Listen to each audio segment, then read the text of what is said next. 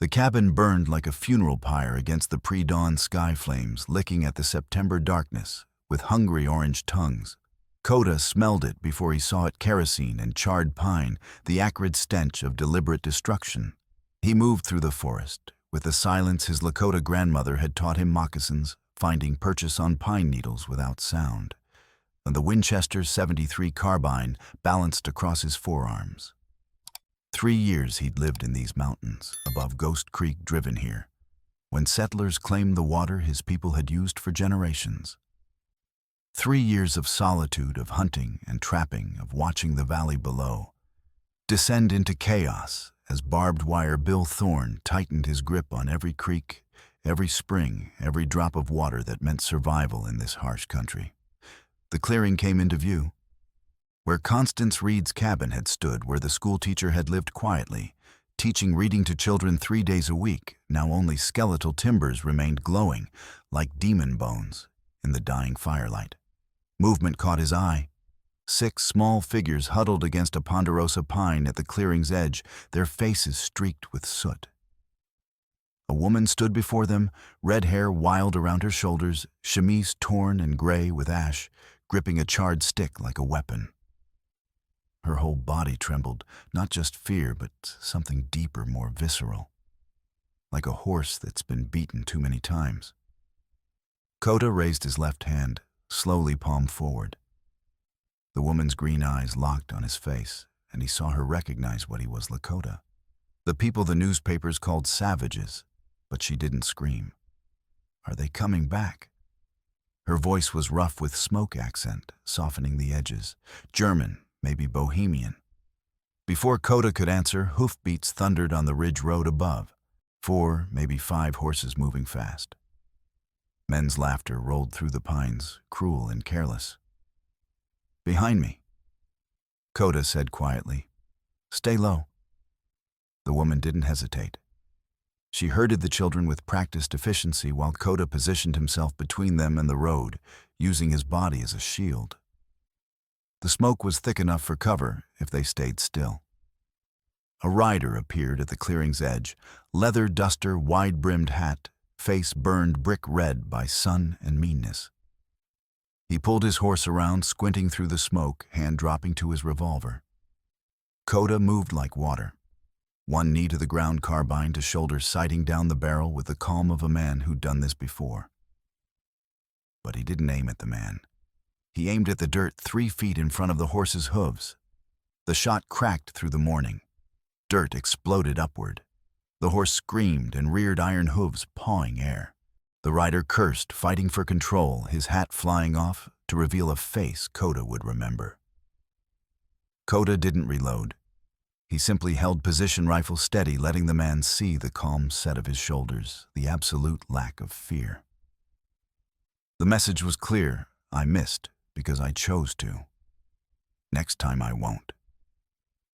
The rider spat tobacco, jerked his horse around with unnecessary violence, and spurred toward the road where his companions were already disappearing into the trees. Kota waited until silence returned before turning. The 6 girls and the woman stared at him with identical expressions of disbelief.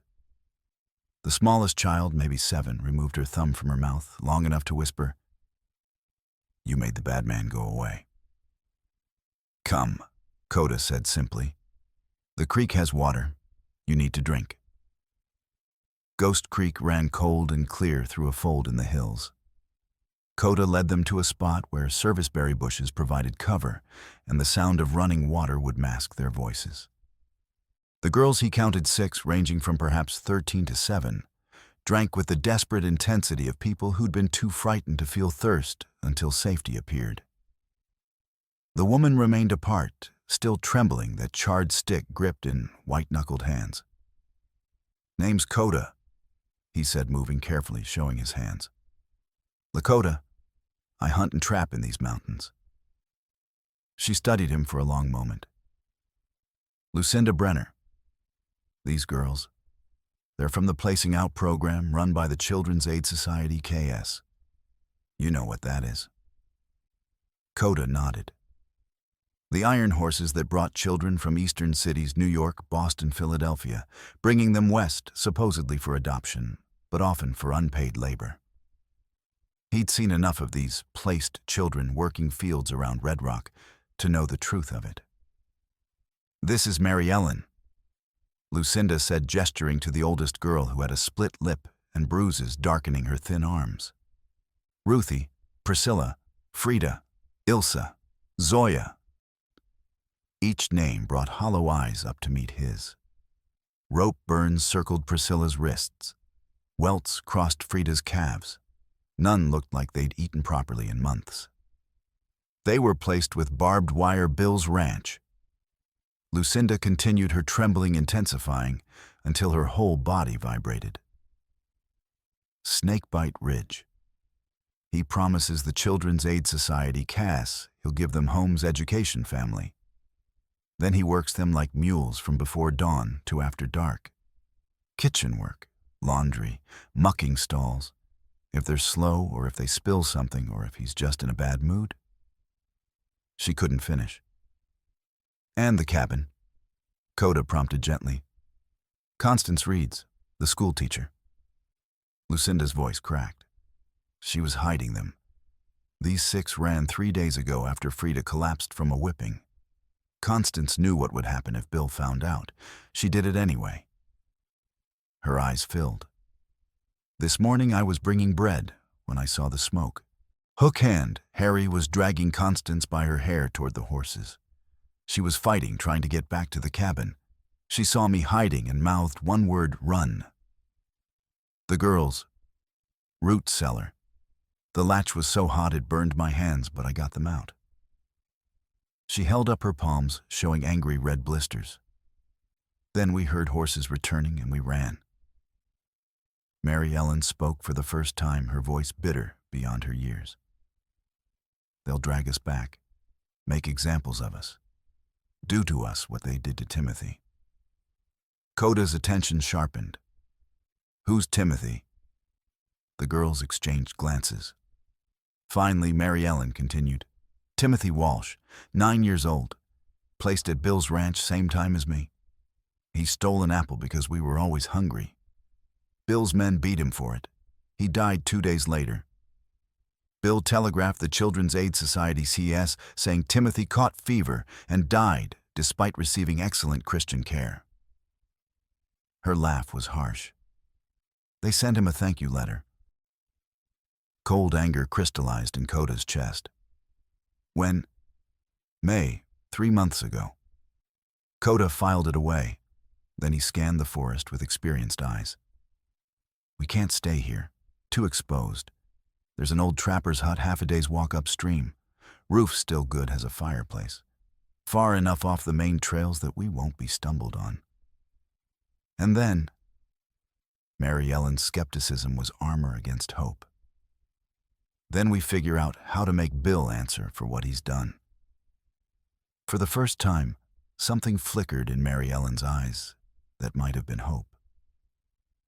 "Why would you help us?" she asked quietly. Coda considered his answer. "My people were driven from their land because white men decided water could be owned and sold. You were taken from your homes and sold to work without pay for the same reason, because powerful men decided they could. The theft is the same. The cruelty is the same." He paused. "I'm tired of watching. Time to do something different." Lucinda's trembling eased slightly, as if some terrible weight had been shared. They set out as the sun climbed, moving in single file. Coda carried Ilsa, whose sprained ankle made walking impossible. Every 100 yards, someone needed to stop Ruthie to retie her boot, Priscilla to pull thorns from bare feet, Zoya to simply breathe. An hour into their journey, Coda heard horses behind them. Into the ravine. Now, quiet. They pressed against the ravine wall as riders appeared on the rim above 4 men, one with binoculars. Coda felt 6 pairs of eyes boring into his back, silently begging for invisibility. "Tracks here," one man called. Could be deer, another suggested. The binoculars swept the ravine, lingering on their exact spot, then moved on. Nothing. Too dark to see anyway. Sheriff wants us back by nightfall. The horses moved away. Coda counted to 100 before allowing anyone to breathe normally. By the time they reached the trapper's hut, half-collapsed roof, sagging but dry, everyone was stumbling with exhaustion. Coda built a fire while Lucinda organized the girls with surprising efficiency. That night, after the children slept, Lucinda joined Coda outside. "Tomorrow we go to Red Rock," he said. "There's a Dr. Henrik Sorensen, good man. If anyone will listen and act, it's him. And if Bill's men find us, then we fight." The words were flat matter-of-fact. "I don't know how to fight," Lucinda whispered, trembling violently again. Coda pulled his Colt Navy revolver from his belt and held it out. "Then I'll teach you." She stared at the gun like it was a snake. "I can't. You pulled 6 children from a burning building. You've kept them alive while being hunted. You're stronger than you think." He pressed the revolver into her shaking hands. "There's 5 rounds. The hammer's heavy use, both thumbs. Aim for the chest. And don't close your eyes when you pull the trigger. I can't shoot someone. Not even to save them." He nodded toward the hut where 6 children slept. Her hands tightened on the revolver. "Show me." So Coda showed her until her hands began to steady from purposeful repetition. Later, as they stood in the darkness, Lucinda placed her hand on Coda's forearm just above the long, pale scar. "Thank you for not leaving us, for treating us like we matter." Coda looked at her hand on his arm, at the trembling that had finally begun to ease. "Tomorrow, when we see Sorensen, I want you to tell him everything. Whatever secret you're carrying, tell him. Because I think it's the key to ending this." Her hand jerked away, trembling, returning with vengeance. "I can't." "You can. You've carried it alone long enough." She nodded once the motion like defeat and relief together. "Tomorrow." The back way into Red Rock added 2 miles and sent them through country so rough, Coda had to carry Ilsa while Mary Ellen and Ruthie helped Zoya over the worst spots. When the town finally appeared, weathered buildings huddled in the valley, the sun was descending, and everyone stumbled with exhaustion. Dr. Sorensen's office sat at the end of Main Street. Coda knocked twice, paused, then once more, a signal arranged years ago. The door opened immediately. Sorensen was tall and thin, white-haired with pale blue eyes that had seen too much suffering to be easily shocked.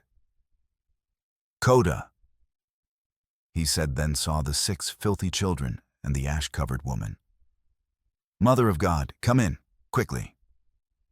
The office smelled of carbolic and coffee. Sorensen locked the door and immediately began examining the children, checking burns, bruises, malnourishment, while Coda explained about the burned cabin, the girls' escape, the pursuit. When Coda finished, Sorensen set down his stethoscope. "This is beyond anything I imagined. But testimony and injuries won't be enough. We need documentation, receipts, ledgers, something proving conspiracy."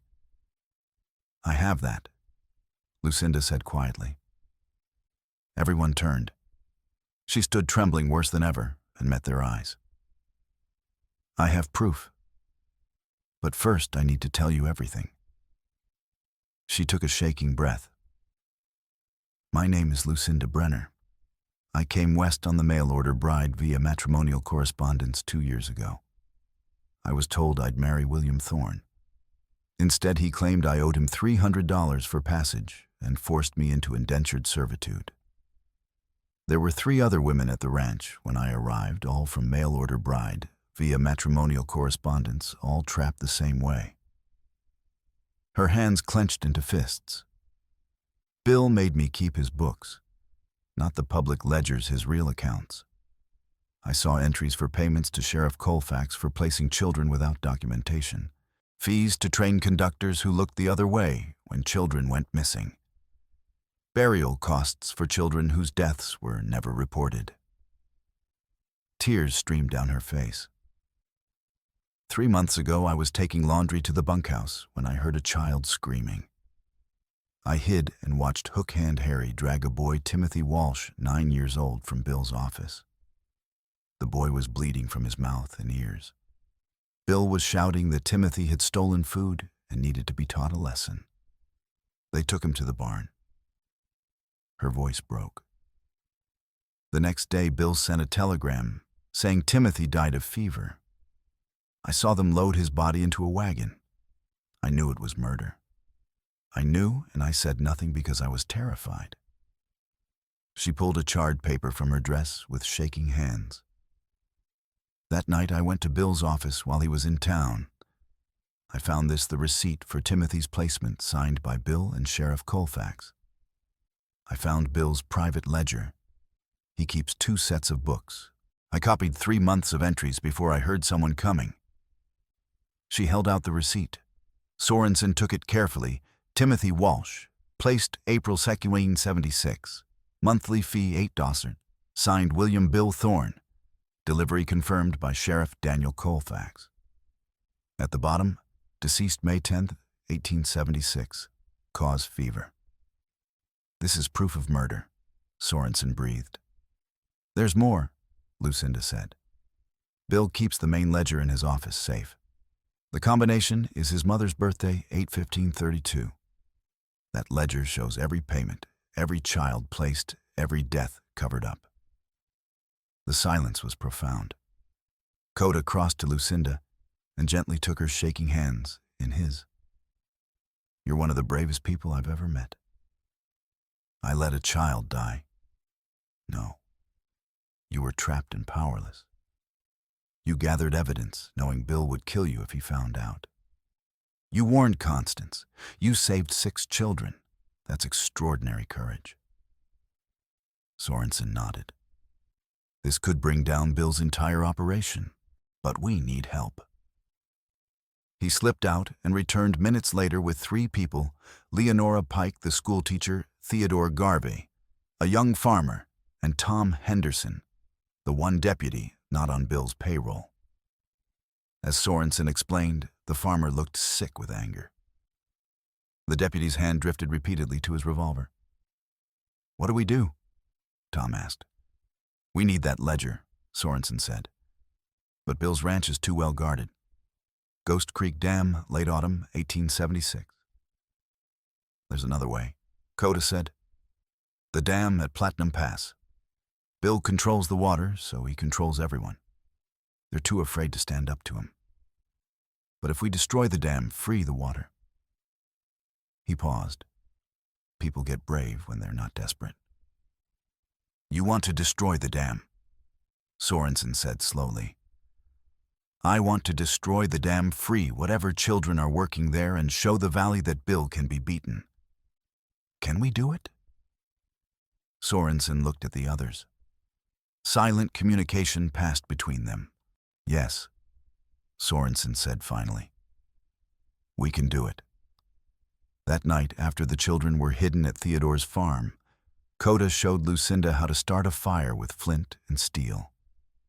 He knelt beside her in the confined space, close enough that their shoulders touched. Strike down, not across, he murmured, adjusting her hands with his own. Let the steel do the work. The fire wants to come, you're just giving it permission. She struck. Sparks flew wild. She flinched. Again, gentler. This time a spark caught the charcloth. She bent and blew gently. Pine needles ignited, then kindling, then real fire crackled to life. The transformation in her face was remarkable fear falling away, replaced by pure joy. I did it. You did. Fire is power. Fire is survival. She looked up at him, and something passed between them that wasn't quite trust yet, but was perhaps its beginning. Later, she touched the long scar on his forearm. How did this happen? The day settlers drove us from the creek. The man with a knife thought I'd fight harder if I was bleeding. His voice was matter-of-fact. He was wrong. Her fingers traced the scar gently.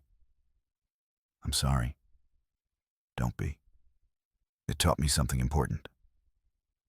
What? That surviving isn't the same as living. He met her eyes. I've been surviving for 3 years. You've been surviving for 2. Maybe it's time we both tried living instead. The dam at Platinum Pass was logs and packed earth reinforced with iron spikes choking Ghost Creek to a whisper. A wooden flume carried water to Bill's ranch while farms downstream withered. Coda Lucinda Sorensen. Leonora and Theodore approached just after midnight, moving through pines like shadows. At the camp, Coda counted 3 guards patrolling and 20 children sleeping in canvas tents. The flume gate, Coda whispered. Wedge it open, knock out the support beams, let water pressure do the rest. They moved into position. Coda approached the gate while Lucinda covered him from above the colt, steady in her hands. Sorensen and Theodore began quietly waking children, whispering that help had come. For 3 minutes, everything went perfectly. Then a guard checked the gate at exactly the wrong moment. Who's there? Coda moved on instinct. He lunged forward, slammed the man face first into the ground, pinned him with a knee to the spine, pressed his knife to the man's throat hard enough to draw blood.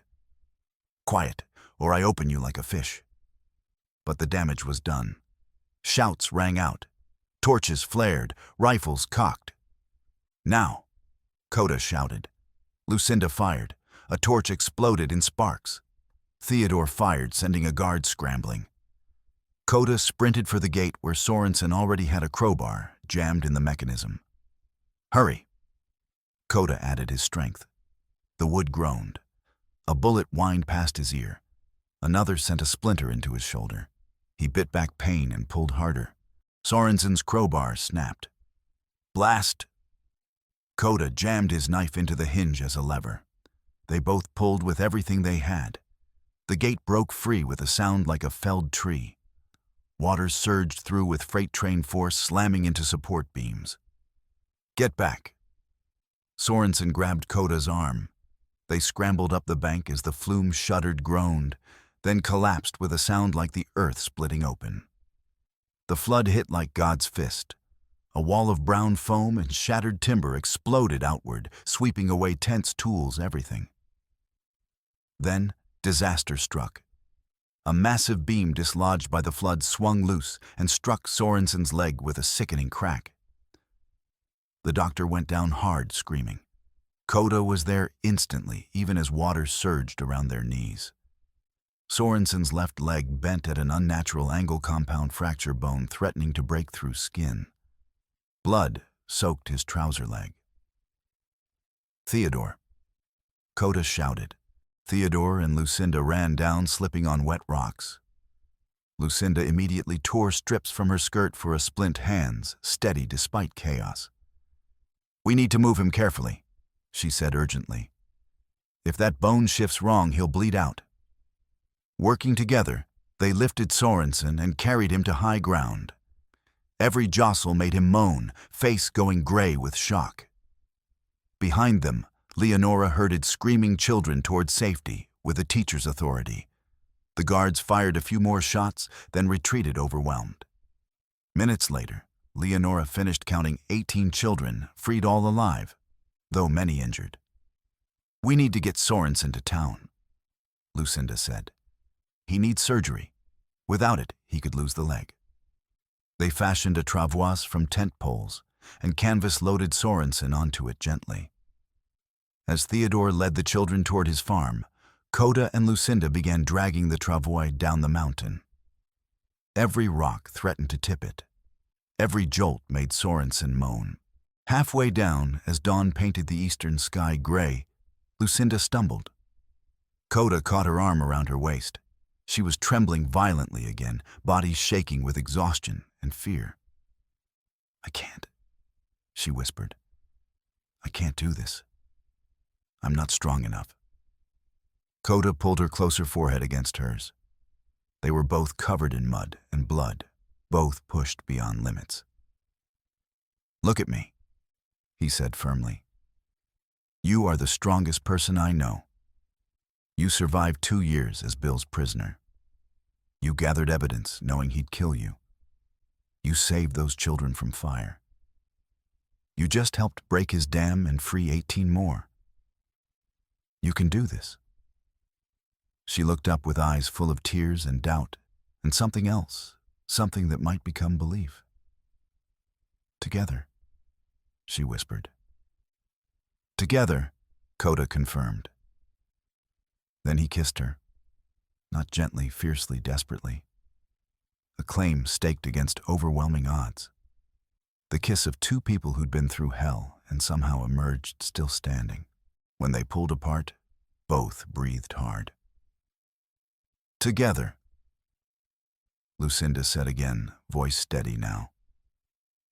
They picked up the travois and continued down the mountain side by side as water roared through Ghost Creek for the first time in months, washing away drought and Bill's stranglehold on the valley. Behind them, the sun rose over the peaks. A new day was beginning, but the fight was far from over. Dawn broke over Red Rock with golden light that felt like both promise and warning. The town was already awake, abuzz with news the dam had been destroyed. Water flowed through Ghost Creek again, muddy, wild, unstoppable. Farmers lined the banks with buckets and cups, drinking like desert wanderers. But Coda knew the celebration was premature. Bill would come with guns and fury. They'd spent the night at Theodore's farm, Sorensen drifting in fever dreams, children sleeping in the root cellar, Leonora keeping watch. At first light, Tom arrived with news Judge Magnus Rook was coming from Cheyenne by special coach, expected by noon. "We need to present evidence while people are brave," Sorensen said through gritted teeth, his legs splinted but clearly agonizing. "Before Bill can spin this." "Can you travel?" Coda asked, concerned by the doctor's pallor. "I have to. This is too important." They loaded Theodore's wagon, Sorensen in the bed, with his broken leg cushioned Mary Ellen and the older girls beside him, younger children nestled among supplies. Lucinda sat on the bench beside Theodore ledger pages and Timothy's receipt wrapped in oilcloth on her lap, carbine in hand. Coda and Tom rode mules. Leonora followed on foot with her bag of affidavits. They made it 2 miles before riders appeared. Hook Hand Harry and 5 of Bill's men came down the ridge at a gallop, cutting off the road ahead. Behind the wagon, 4 more riders emerged, boxing them in. Harry's face was rage incarnate, prosthetic hand resting on his revolver. "That's far enough," Harry called. "Bill wants his property back. The ledgers, the children, the laundress. Hand them over." Coda urged his mule forward, positioning himself between wagon and riders. "The children aren't property. The ledgers are evidence of murder." Under territorial emergency provisions, the bench proceeded to immediate sentencing upon overwhelming testimony and documentary proof. Harry laughed without humor. "Evidence you've got nothing any court would accept." "We have signatures," Sorensen called weakly. "Dates, amounts, receipts. Testimony from 27 children. Proof that Bill murdered a 9-year-old boy." Harry's smile faltered. "You're bluffing." "Am I?" Lucinda stood in the wagon body, shaking but voice clear. "Timothy Walsh, 9 years old. Beaten to death by your men on May 10th. I have the placement receipt signed by Bill and Colfax. I have Bill's ledger notation about disposing of damaged goods." "I was there, Harry. I saw you drag him from Bill's office. I heard him screaming. I know exactly what you did." One guard behind Harry shifted uncomfortably, a young man who looked shaken. "You're lying," Harry said, less conviction now. "Then let's go to town and let Judge Rook decide," Coda said. For a moment, no one moved. The world balanced on a knife's edge. Then Harry's hand dropped to his gun. Last chance. Hand it over, or we take it. The world exploded. Theodore snapped the reins. The wagon lurched forward. Tom fired high but close, making Harry's horse rear. Coda fired at the ground before the riders behind them. Lucinda grabbed the carbine and fired twice, one bullet shattering a rider's stirrup and the other striking Harry's prosthetic hand, sending sparks flying. The wagon careened down the road, bouncing over every rut. A wheel hit a stone and cracked. Coda heard the sharp snap, but it held barely. Bullets tore through the air. One punched through canvas. Another splintered the side rail. A third struck the wheel rim, and the metal band loosened with a grinding screech. Mary Ellen screamed. Ruthie threw herself over Zoya, shielding her. Priscilla curled into a ball. Coda spurred his mule alongside, returning fire. Each shot kicked his injured shoulder, sending pain through his chest. He felt blood seeping through his shirt. "The wheel!" Theodore shouted. "It's breaking." Coda glanced down. The damaged wheel wobbled dangerously, crack, spreading with each rotation. "Stop!" Coda commanded. Theodore hauled on the reins. The wagon skidded to a halt. Coda and Tom dismounted, pulling children out, herding them into the shallow ditch beside the road. Lucinda jumped down with the ledgers, immediately crouching to shield Ilsa and Frida. Theodore grabbed his rifle and took position. Sorensen tried to roll out, cried out when his broken leg struck the rail. "Leave me. Protect the children." "Not happening," Coda said. He and Theodore carefully lifted the doctor into the ditch. The riders closed in, circling. 9 men, all armed. Coda had 4 bullets left. Tom maybe 6. Theodore's rifle half empty. Lucinda 3 shots remaining. Not enough. Then like thunder came more horses. Coda looked up and saw riders coming fast from Red Rock, 10, 12, 15 men. At the front, Baptiste, the blacksmith, Jedediah Cartwright. From the feed store, Marcus Holt, the farmer, whose well had refilled. Behind them, more shopkeepers, farmers, townspeople. "Get away from them," Baptiste bellowed, rifle leveled. "This ends now." Harry's men hesitated, odds shifting dramatically. "This is over, Harry," Tom called. "Bill's finished. We know everything. Give it up." Harry's face contorted with rage and desperation. He knew once you started down this path that there was no going back. Bill would kill him for failing. The law would hang him for what he'd done. Nothing left to lose. "To hell with you," he screamed and drew his revolver. But he didn't fire at the men. He aimed at the wagon, at the already damaged wheel, and pulled the trigger. The wheel exploded. The wagon tipped sideways, supplies spilling. Children screamed. Sorensen, unable to move, began sliding toward the road edge. Lucinda lunged, grabbing his arm with both hands, feet braced. "I've got you." Coda didn't think. Rage and instinct propelled him. He lunged from the ditch, carbine raised. Harry turned to fire again. At Lucinda, Coda pulled the trigger. The bullet caught Harry's shoulder, spinning him. His revolver flew into the dirt. He howled, clutching his bleeding arm. The other riders broke. 2 fled immediately. 3 more followed. The remaining 3, including the young guard, dropped rifles and raised hands. "I'm done," the young man said, voice shaking. "I didn't sign up to murder kids. I'm done." Tom and Baptiste's men surrounded them, disarming efficiently. Baptiste dragged Harry off his horse, bound his wrists roughly. "You're under arrest," Tom said grimly. "Attempted murder, conspiracy, child trafficking." The tension broke. Children cried in relief. Lucinda, still holding Sorensen, shook so hard her teeth chattered. Theodore and townsmen worked to repair the wheel with fence posts and rope. Then a single rider appeared from town, black coat, flat-brimmed hat badge, catching sunlight. Judge Magnus Rook pulled his horse to a halt, surveying the scene with eyes that missed nothing. "Someone," he said in a voice like gravel. Better start explaining. Now. Rook's courtroom was packed.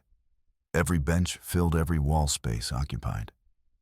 The air was thick with tension and too many bodies. Bill sat at the defendant's table, face red with fury. Beside him, Sheriff Colfax, pale and diminished.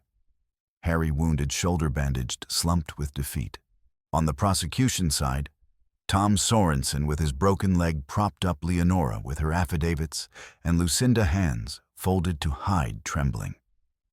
Coda stood at the back with Mary Ellen and the other girls. Rook banged his gavel. Silence fell instantly. This court is now in session. William Thorne, you stand accused of child trafficking conspiracy, illegal water appropriation, attempted murder, and the murder of Timothy Walsh. Daniel Colfax, conspiracy and accessory to murder. Harrison Polk, assault and attempted murder. How do you plead? Not guilty. Bill snarled. These charges are, save it for testimony. Rook interrupted coldly. Deputy Henderson, present your evidence. 3 hours of testimony followed that left the courtroom stunned. Tom presented Timothy's placement receipt, signed by Bill and Colfax, alongside the death certificate claiming fever. Sorensen testified about injuries documented on rescued children, malnutrition, rope burns, whip marks, improperly healed bones. Leonora presented affidavits from 23 farmers whose water bill had stolen. Then Lucinda took the stand. She trembled so badly, she gripped the witness box to stay upright, but her voice carried. My name is Lucinda Brenner. 2 years ago, I came west on the mail-order bride, via matrimonial correspondence, believing I'd marry William Thorne. Instead, he claimed I owed $300 and forced me into indentured servitude. I did laundry, cooked, cleaned, and kept his books. While doing so, I saw entries that didn't match public ledger's payments to Sheriff Colfax for placing children without documentation fees to train conductors who looked away when children went missing, burial costs for deaths never officially reported. Bill half rose. Lies. She's a Rook's gavel came down like a gunshot. Sit down and be silent. Lucinda continued, voice growing stronger. On May 10th, I witnessed Hook Hand Harry drag 9-year-old Timothy Walsh from Bill's office. Timothy was bleeding from his mouth and ears. I heard Bill say the boy needed to be taught a lesson for stealing food. The next day, Bill telegraphed that Timothy died of fever. I saw them load his body into a wagon. I knew it was murder. Did you report this? Rook asked. Sheriff Colfax signed the placement papers. He was being paid to look away. Who could I report it to? The courtroom erupted in whispers. Rook banged for silence. Why didn't you run? I had no money, no family, and Bill had my passage papers. He said if I left, he'd have me arrested for theft and breach of contract. I believed him. She paused. I was afraid. That doesn't make you a coward, Rook said gently. That makes you human. Continue. She testified for another hour, detailing everything she'd witnessed, everything she'd documented. Then Mary Ellen testified in a clear, unwavering voice about beatings, starvation, impossible workloads, and Timothy's murder. 5 more children testified. Each told the same story. By the time prosecution rested, even skeptics looked sick and furious. Bill took the stand, blustering. He claimed children were lying, that Timothy's death was a tragic accident. Then why does the certificate say fever? Rook asked. A mistake. And the ledger entries about disposing of damaged goods. I don't know what she's talking about. That woman stole from me. Produce the ledger. Bill's face went white. It was destroyed in a fire. How convenient. Rook's voice was dry. Sheriff Colfax, do you wish to testify? Colfax stood on shaking legs. I want to make a deal. Tell me everything, and I'll consider leniency. So Colfax talked. He explained how Bill had approached him 5 years ago with a proposition: intercept orphan-trained children before proper documentation, place them as unpaid labor, split the profits. $50 per child, plus monthly fees. He talked about 3 other children who died, each death quietly covered up. By the time he finished, Bill was standing shouting denials, while Rook's face had gone granite hard. But before Rook could pronounce verdict, the courtroom doors burst open. Tom rushed in. Your Honor, we need to move this outside. Now. Why? Bill's foreman just rode in with 20 armed men. They're surrounding the courthouse. The courtroom erupted in chaos. Rook banged his gavel. Everyone stay calm. Tom, what are our options? Not many. They're demanding Bill's release. Coda stepped forward. Let me talk to them. They'll shoot you on sight, Tom said. Maybe. But they came for Bill. If we bring Bill out, at least we can negotiate. Rook considered, then nodded grimly. Do it. But carefully. They assembled in the courthouse yard. Coda, Tom, Sorensen on a chair with his broken leg, Leonora and Lucinda. Bill was brought out in chains, flanked by Baptiste and 2 other large townsmen. 20 riders sat on horses in a semicircle, all armed. At the center, Bill's foreman, a hard-faced man named Foreman Harlan Colfax. Release him, Foreman Harlan Colfax demanded. Release Bill, or we start shooting. Can't do that, Tom said calmly. He's been convicted. I haven't pronounced sentence yet. Rook interrupted, stepping onto the courthouse steps. But I will now. William Thorne for the crimes of child trafficking, conspiracy, water theft, and the murder of Timothy Walsh. I sentence you to 20 years hard labor.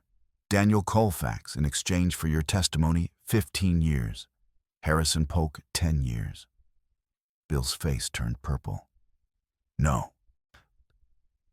He lunged not at the foreman or the riders, but at the person closest to him, who destroyed everything, Lucinda. His hands were chained, but he was a big man. He barreled forward with desperate strength, murder in his eyes. Coda moved. He threw himself between Bill and Lucinda, took the full impact of Bill's charge. They went down hard.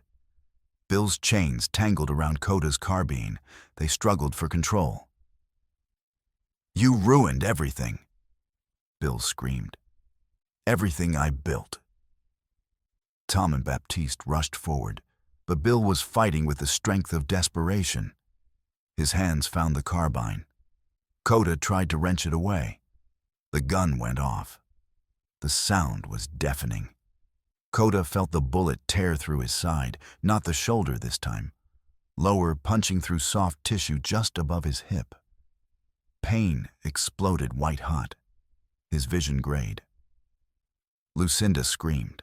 She threw herself at Bill, grabbing his collar, hauling him backward with desperate fury. Tom and Baptiste grabbed Bill, slammed him face first into the dirt.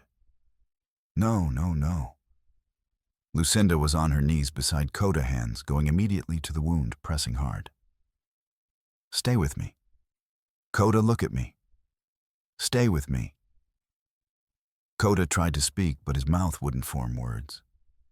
There was so much blood, his blood spreading across his shirt, soaking into dirt beneath him. The pain was beyond anything he'd ever experienced, burning, tearing agony that made breathing nearly impossible. Sorensen was there, somehow dragging his broken leg. Move aside, let me see. He tore open Coda's shirt, cursed softly. Entry and exit, clean through missed organs, but he's losing blood fast. Lucinda pressed her hands to both wounds, front and back, tears falling onto Coda's face. Don't you dare die. You promised me. You promised we'd do this together. Coda looked up at her at the fear and fury and desperate love in her eyes, and somehow found his voice. Not breaking. promise. Then fight, she demanded. Fight to stay with me. Fight because those children need you. Fight because I... Her voice broke. Because I need you. Sorensen packed the wounds with cloth. The pain was unbearable, but Coda focused on Lucinda's face, on the way her lips moved as she whispered his name like a prayer, like an incantation against death. Around them, chaos reigned. Bill and Colfax were being dragged away in chains. The armed riders, seeing their leader captured and facing the full fury of armed townspeople, were retreating. But Coda heard none of it. All he heard was Lucinda's voice, steady despite her tears, pulling him back from the edge. Stay with me. We're not done yet. We have too much left to build, too much left to do. Stay with me. And so he did. He held on to consciousness through sheer stubbornness and the warmth of her hands and the promise they'd made in the darkness. He held on as they lifted him into a wagon. Held on as they carried him to Sorensen's office. Held on as the doctor stitched and bandaged with morphine-blurred efficiency. He held on, and slowly, so slowly, the gray edges of his vision began to recede, replaced by golden afternoon light. And Lucinda's face hovering above his, tear-streaked and beautiful and alive. There you are, she whispered. There you are. And Coda, despite the pain and exhaustion, managed to smile. Coda woke 4 days later in Sorensen's office, the smell of carbolic and clean linen filling his nostrils. His side throbbed with dull, persistent ache, but the white-hot agony was gone. He turned his head slowly and saw Lucinda asleep in a chair beside his cot, head resting on folded arms. She looked exhausted, dark circles beneath her eyes, hair-tangled dress stained with his blood. But she was there. She had stayed. How long? He rasped. Lucinda jerked awake instantly. Don't move. You'll tear the stitches. How long? 4 days. You've been feverish. Dr. Sorensen said it was touch and go for a while. She poured water and held it to his lips. The children are safe, all of them. Judge Rook placed them temporarily with Leonora and several families. The Children's Aid Society, KS, sent a representative, Mrs. Adelaide Fletcher. She's reviewing every placement in the territory. Bill? In jail. Him, Colfax, and Harry. They'll be transported to the territorial prison in Laramie next week. The charges include everything we testified to. Her expression hardened. Bill will die behind bars. Sorensen. Healing. His leg was badly broken, but he'll walk again. She smiled faintly. He kept working on you even with his own injury. Nearly collapsed twice, but refused to stop until you were stable. Coda closed his eyes, overwhelmed. When he opened them again, Lucinda was watching him with an expression he couldn't quite read. You kept your promise, she said softly. You didn't die. Told you I wouldn't. You also got shot, again. Seems to be a habit. Lucinda's eyes filled with tears. Don't joke. When I saw that blood, when I thought... She shook her head, unable to finish. Coda reached for her hand. She took it immediately, lacing their fingers together. I'm still here. Because I wouldn't let you go, she said fiercely. Because I held on and didn't let go. No, Coda agreed quietly. You didn't. They sat in silence, hands clasped, the weight of survival settling between them. Over the next 2 weeks, as Coda healed and Sorensen's leg mended, the full scope of changes became clear. Bill Colfax and Harry were transported to Laramie Territorial Prison. Bill received 20 years, Colfax 15. Harry, in exchange for his testimony, 7. 3 ranch foremen who'd participated received heavy fines and were barred from public office. More importantly, the entire system was exposed. The Children's Aid Society (CAS) launched a territory-wide investigation, identified 6 more children in dangerous situations, implemented strict oversight. Leonora was appointed director of a new Children's Aid Society office in Red Rock, with Lucinda as her paid assistant. The water freed from Bill's Dam continued flowing through Ghost Creek. Farms that had been dying turned green. Theodore's well refilled. The valley began to heal. One afternoon, as Coda practiced walking with a cane outside Sorensen's office, little Zoya approached, with something hidden behind her back. "We made you something," she said shyly. She presented a small carved wooden horse, rough, but clearly crafted with care. "Mary Ellen carved it. We all helped sand it smooth. It's to say thank you." Coda took it carefully, throat tight. "Thank you. I'll treasure it." Zoya beamed and hugged him quickly before running back to her friends. "You're good with them," Lucinda said, watching from the doorway. "I remember what it's like, being scared and not knowing who to trust." "They trust you now. We all do." Coda looked at her, at the woman who had risked everything, who had faced her worst nightmares, who had held him to life through sheer will. "What happens now?" he asked. "Now we rebuild." She pulled an envelope from her pocket. "This came from Judge Rook yesterday."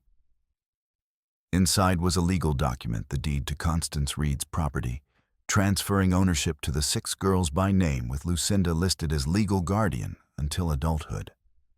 40 acres, including water rights to Ghost Creek. Attached a county grant for building materials funded by fines levied against Bill and his conspirators. "They can't take it away?" Coda asked, hardly daring to believe. "Never. It's theirs. Legally and permanently." She paused. "Rook also asked if you'd consider working as a guide and tracker for the U.S. Marshal for the Wyoming Territory. The pay isn't much, but it's steady." Coda looked at the carved horse in his hand, at the church where children's laughter drifted through open windows, at Lucinda's hopeful face. "I'll stay," he said. Her smile was like sunrise. "Then we rebuild together." That evening, Theodore arrived with a buckboard full of lumber and a letter he'd found in Constance Reed's effects, charred but readable, addressed to "Whoever finds my girls." Lucinda broke the seal with trembling hands and read aloud. "To whoever has taken in Mary Ellen, Ruthie, Priscilla, Frida, Ilsa, and Zoya. These children have survived more than most adults ever will. They deserve not just to survive, but to truly live. The land I leave them is not much, but it's a beginning. Please teach them they are not broken. Teach them that kindness is not weakness, that home is not a place, but the people who refuse to let you face darkness alone. If you're reading this, you chose to help when you could have walked away. Thank you. You are proof that not all adults fail children. Build them a home. Build them a future. With gratitude and hope, Constance Reed." By the time Lucinda finished, and everyone was crying, even Coda, Mary Ellen took the letter carefully. "We'll keep this. So we remember her. So we remember what she believed we deserved." Spring came to Ghost Creek, as if the land itself was celebrating. By then, a new cabin stood where Constance's had burned log walls, carefully chinked shake shingle roof windows with real glass.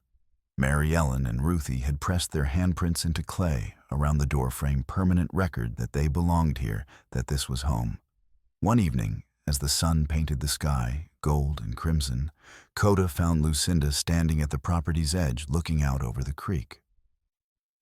He approached quietly and stood beside her, close enough that their shoulders touched. "Beautiful," she said softly. "Yes," he agreed, though he was looking at her rather than the sunset. She turned to face him. "There's something I need to tell you." He waited, hardly breathing. "I'm staying. Not just for the girls. For you." The words came faster now. I know we haven't talked about it. I know we've been focused on survival and the children and everything except us. But I need you to know I don't want to leave. I want to stay here with you and build a life together. If that's what you want too. Coda didn't answer with words. He cupped her face in his hands, rough, calloused hands that had known violence, but were gentle now, and kissed her with all the emotion he'd been holding back. It was a kiss that tasted of smoke and survival, of hard-won trust and harder-won hope. When they finally pulled apart, both were breathing hard. "Is that a yes?" Lucinda whispered. "That's a yes." Coda confirmed. 2 weeks later, on a bright morning when the air smelled of pine sap and new grass, they stood beside Ghost Creek with a small gathering as witnesses: Sorensen, leaning on his cane, Leonora, Theodore, Tom, Mrs. Fletcher, and all 6 girls in dresses Lucinda had sewn. Coda spoke first in Lakota, then English. "I bring protection, knowledge of the land, and the promise you will never face danger alone. I will teach your children to survive. I will stand between you and harm. I will respect your strength." He placed a beautifully carved knife in her hand's handle, inlaid with stones from Ghost Creek. Lucinda's voice shook, but spoke clearly. "I bring courage, determination, and the promise I will never stop fighting for what's right. I will build a home with you. I will stand beside you. I will respect your wisdom." She placed a woven blanket around his shoulders, wool she'd spun in dyed patterns, combining Lakota and German traditions. The witnesses cheered. The girls threw wildflowers. Then Tom, serving as justice of the peace, read a brief civil ceremony making the union legal. When Coda kissed Lucinda, the cheering intensified. As the sun set, Mary Ellen approached with a wrapped package. "From all of us." Inside was a framed drawing showing 7 figures before a cabin, 6 small, 2 large, all holding hands. "Underneath our family." Lucinda pressed it to her chest, tears streaming. Coda wrapped his arm around her, while his other hand rested on Mary Ellen's head in silent gratitude. This was what they'd built. Not just walls and safety, but family. Home. Everything Constance had hoped they'd find. 15 years later, on a warm summer evening, Coda and Lucinda stood once more at Ghost Creek's edge. Their hair was grayer, faces lined, but their hands were still clasped, still strong. Behind them, the cabin had expanded with new rooms for the family that had grown. The original handprints remained cherished reminders of where everything began, because there had been more children. A son, Thomas, born that first autumn, named for Timothy Walsh. A daughter, Constance, 2 years later. And finally, Henrik, named for the doctor, who'd risked everything. The homestead had prospered. The 6 girls had grown into remarkable women. Mary Ellen taught at Red Rock School, married to Theodore's younger brother, expecting her second child. Ruthie had apprenticed with Sorensen and was now the territory's first woman doctor, running a clinic that treated everyone regardless of ability to pay. Priscilla managed accounts for 3 businesses in town, her head for numbers making bankers nervous. Frida, Ilsa, and Zoya still lived at the homestead, helping raise the younger children and managing the farm with quiet competence. Judge Rook still visited yearly, always saying the homestead was proof that justice could win. Bill had died in prison 5 years ago, unrepentant. Colfax had served his sentence and disappeared. Harry, released after 7 years, had come, once seeking forgiveness. They'd sent him away with food and advice to start fresh elsewhere. They'd never seen him again. Sorensen still practiced, though he let Ruthie handle the strenuous cases. Leonora's Children's Aid Society had expanded to 3 territories, and Ghost Creek ran clear and free, its water nourishing the future so many had fought to protect. "Do you ever regret it?" Lucinda asked, echoing a question from years past. Coda looked at the cabin, glowing with lamplight at the sound of his children's laughter, mingling with the women the girls had become. No, this is exactly where I'm supposed to be. Lucinda smiled and rested her head against his shoulder. Me too. They stood there as stars appeared, watching water flow clear and strong through Ghost Creek, free, constant life-giving. They had started with nothing, started with 6 orphaned children, a woman fleeing slavery, a man caught between worlds. They had faced fire violence, corruption, and death. And from all that darkness, they had built light. They had built home. They stood together as the first fireflies of summer danced over the water.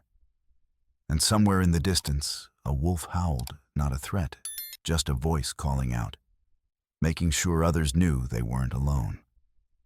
Coda thought about his grandmother, about Timothy Walsh, about all the children they'd saved, and the ones they couldn't. He made a silent promise to keep fighting, keep building, keep making sure the world was a little bit better. Behind them, the cabin door opened, and Thomas called, "Mama, Papa, dinner's ready." "Coming."